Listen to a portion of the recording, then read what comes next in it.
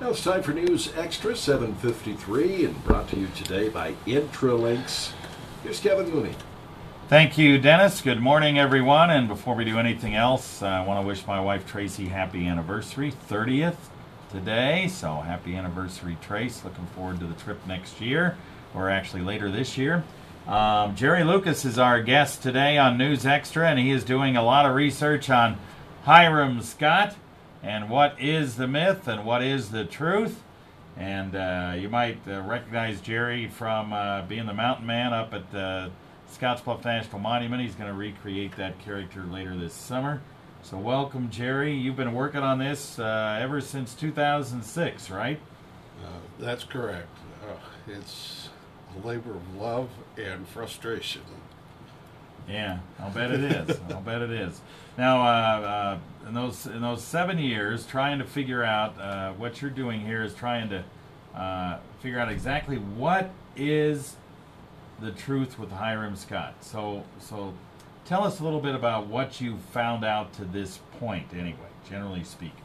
Well, basically, what I'm trying to do is establish some foundation for the legend.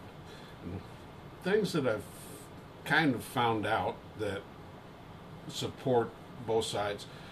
In 1828, in the early spring, out in Bear Lake, Wyoming, at Bear Lake in Wyoming, at the rendezvous camp, there was an Indian attack, and several of the trappers and traders were injured or killed. One of those traders that was injured may have been Hiram Scott. That is one of the myths of how he later would die, is that he died from the injuries received in that battle. There are also stories that say that he was injured in an Indian battle when the company was going out to the rendezvous. There's another one that says he was injured in an Indian battle coming back from the rendezvous. And basically what I want to do is find out, okay, what's the foundation? There's another part of the myth that says that it was because of imprudence, you and I call it drunkenness, that Scott became too weak to travel and became ill and too weak to travel. Others say that it was because in 1827, Ashley sent him and another company back out to the rendezvous without them having time to recuperate and revitalize themselves. They go back out in November 1827. There's an extremely harsh winter. They're not in good health. They're not strong enough to battle off the effects of the cold and the bad food and the lack of food and all this other stuff. And he becomes ill that way, and it just keeps getting worse. And as they're returning, he's too ill to travel, and we get the rest of the story. I want to find out, where's the documentation, where's the foundation for this, and just kind of lend some support to what we know. I'm not trying to destroy the myth. I'm just trying to give it something to stand on. Right. Okay. All right. We'll take a break, and then we'll talk about efforts to help Jerry out with his research right after this. Okay. So if they want to help you out, what's they want a phone number? Is there an email?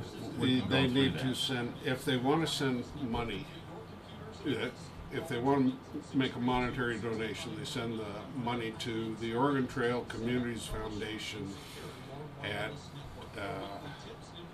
115 Railroad Avenue. Yeah, okay. Or if they want more information, they can call me. All right. 631-7252. All right, we are back on News Extra. Jerry Lucas is here. He's doing a lot of research on Hiram Scott, the myth and the legend, and trying to find out exactly what happened to Hiram Scott. He's been talking about the various scenarios involved with Hiram Scott. He was a fur trader, we know, and we know he got injured possibly in an Indian attack and so forth. But anyway, he's doing research, and he needs money in order to continue to do this research that he's been doing for 7 years. So how can people help you out? Well, I want to thank the Oregon Trail Communities Foundation for taking the Hiram Scott Research Project as a special project.